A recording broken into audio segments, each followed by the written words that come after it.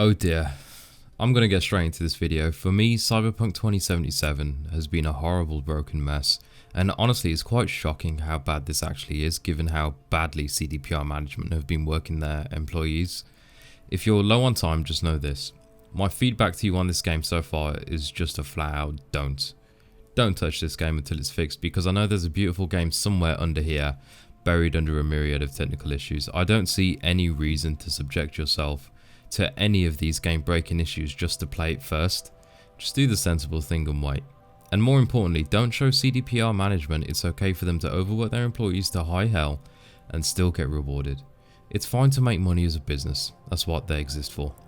But when the product is this broken and the employees are this badly overworked, it raises some serious ethical issues we all need to do our best to change.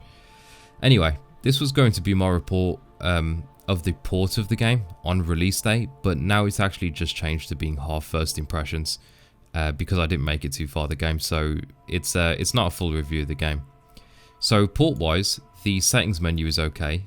There are some really obvious missing settings here, like anti-aliasing, which I don't understand why this blurry, smudgy, Vaseline looking SMAA is forced. Why can we not make our own decision here? Maybe because the game's not finished? Maybe, I don't know.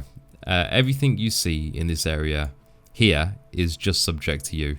I personally turn everything off here. They're basically filters you don't need at all. Motion blur is just a crime against humanity. So is chromatic aberration, which is a real eye condition, by the way. Which you need, I think you need medication to fix it. I don't think glasses can fix your real life chromatic aberration. I don't know why this is an option. Anyway, lens flare is cool sometimes. Worth mentioning right now is that this game actually eats 2 GB of VRAM for no reason. I seriously don't know why, but I haven't even seen anything this bad in some indie games I've played. It's really puzzling. Field of view here, obviously just bump this up as much as you can. If you're on PC, you want this at the maximum setting possible for better immersion. With everything in advanced, I feel like they're just trying to be that, you know, dumbass smart kid in class who likes to use big words just to sound smarter. There's 5 shadow settings here that could have been bundled down into just 2, which would be shadow range and shadow resolution. Screen space reflections are fairly good in this game because the game has been built around ray tracing, so anything shadow based or reflection based would be looking good anyway. Ambient occlusion, making shadows look more natural, works fairly well here, but it's a pretty big resource hog. The rest of the settings just speak for themselves, and on the settings side of things, I'd probably give them a 6 or a 7 out of 10. So, first impressions.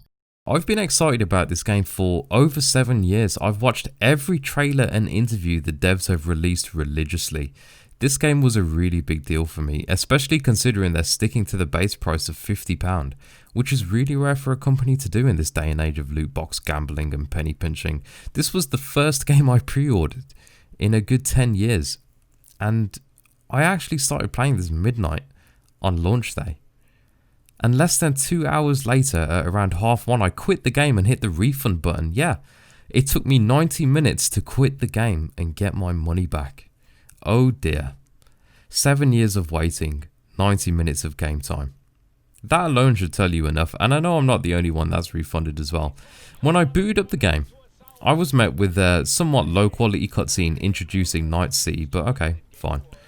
I get into the settings menu where everything was already cranked up to ultra. I took off motion blur because fuck motion blur, and I just started the game.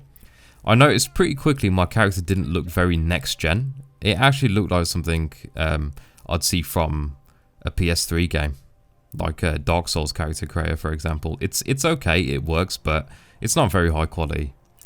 Either way, I ended up having some fun making my character, giving him big PP. And got myself onto the Street Kid life path. I was a bit disappointed, but it's just the introduction. The real cool stuff starts here, right? Yeah, right, okay. So now I'm at some shady bar, offering to help the bartender pay off a debt. Graphics look good. Any interaction you have with other players looks really good. But the FPS felt a bit low, and I'm on a pretty high-end machine, so at this point I just make a mental note to lower some graphical settings later on.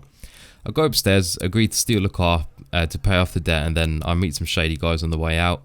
The free lift I get gets interrupted, and again the character models look stunning, and I get dropped off to steal the car.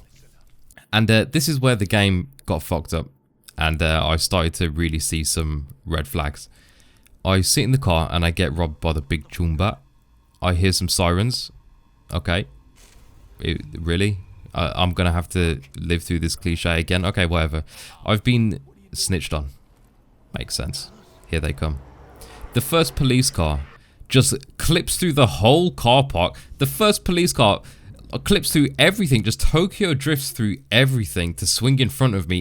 This is barely 10 minutes into the game. My immersion's completely broken.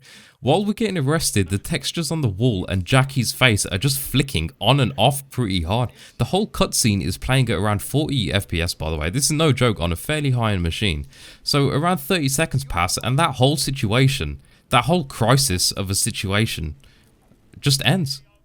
It just finishes. And I'm sitting through a really cringe, awkward montage, which for me had no special effects audio.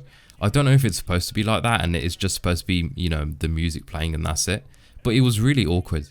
The music kept cutting out and coming back at full volume as well, just making my ears bleed. And at the end of the minute-long montage, I'm just supposed to accept me and Jackie are best friends now? Okay, fine. I'm pacing issues galore, but okay, fine. I love you, Cyberpunk. I have for 7 years. You love me back, right? Then the whole apartment raid plays out where you rescue the girl from the tub and put her outside. You know, the one they've been showing off for 2 years now? Yeah, it's literally just a 10-minute sequence with some really mediocre combat gameplay. There's no backstory here or anything. And I really love RPGs, but this one really does fall flat no matter what graphical settings I would change outside of the field of view. That I don't see any difference. The game, it looks fine, but there's no performance increase. No matter what settings I end up changing, it's flat out zero performance increase. I even restarted the game just to check if it was just isolated to the settings I had running, but nothing would make any difference at all. Anyway, I fought through the mission at around 40 to 50 FPS on a pretty high-end machine, and yeah, I did have the latest NVIDIA drivers. Then you go back home, you sleep, you walk outside for the first time, and I think everybody at this point, everybody understands how badly optimized this game actually is. Nobody except those top 0.1% PC guys are breaking a consistent 60 out here without DLSS. This game does not look good enough to warrant the performance it gives you on like medium or just high settings. It looks beautiful with ray tracing, but not without it, to be honest. It kind of looks like Watch Dogs, if you ask me, with some slightly better animations and a bit more attention to detail. Considering there's games like God of War and Demon Souls running at lower spec than I actually have on my machine, this is really disappointing. After a bit of roaming and some constant hitches and ridiculously high input lag, I just gave up and hit the refund button before I hit the 2-hour Steam limit. It's really no wonder why they forced all the reviewers not to use their own footage. This is why the devs are forced to be working 100-hour work weeks. They're just trying to get the game fixed, really.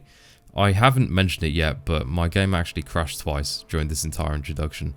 And I don't have any overclocks running, so this game is honestly just a really buggy mess. And I'm a real firm believer in reviewing a game on its day one patch, how it is on release date, because that's the condition most people will actually be playing the game, and that's the condition they released it in. Reviews shouldn't factor the game 6 months from now with issues ironed out, or with DLC to fill in some content gaps. So for me, my first impressions, if this is the first hour or so of the game that's supposed to grip me, it really failed. But again, this isn't a review of the full game. As far as my friends and I are concerned, this game is pretty unplayable. It's either bugs ruining it for everybody, or maybe their minimum specifications were just flat out wrong. Either way, some serious optimizations and bug fixes really need to be done. I'll probably return back to this game sometime in the future after it's all fixed. I've seen some streamers play. I've seen Linus Tech Tips play with ray tracing on, and it looks beautiful. But again, I'll just recommend you guys just stay away until some of the more game-breaking errors are fixed. If you are adamant about playing it though, 100% without a doubt you'll need DLSS on quality or balanced for somewhat reasonable FPS and somewhat good visuals. And you should honestly just keep ray tracing just switched off. This game looks beautiful with it on, but the performance you get will just turn the entire game into a slideshow. There's a setting as well called cascading shadows resolution, which is probably the biggest performance hit I've seen. So just keep that on low, and it's super depressing this game doesn't allow any fine-tuning of mouse sensitivity too. I'm actually Radiant in a lot of, well, I'm Radiant in Valorant, but I'm top 500 in Overwatch as well, for example. So keeping sensitivity even is something that's really important to me, and in this game you just flat out can't do it. This port is one of the worst I've seen, but honestly it might not be the port specifically. I think it's just the entire game. It's like this game was designed to run on a PS3 with scalability to a PC in 2020, 2021. But by trying to tick too many boxes, it's ended up ticking none of them at all. Anyway, I've been Aaron, your port reporter. Thanks for listening. If you like the video, leave a thumbs up and hit the subscribe button. I've been away for a year studying and working, but I'm setting aside some time to make some more videos. I'll be doing some video essays on the industry, some port reports and some reviews, and first impressions here and there. I hope you'll join me. See you soon.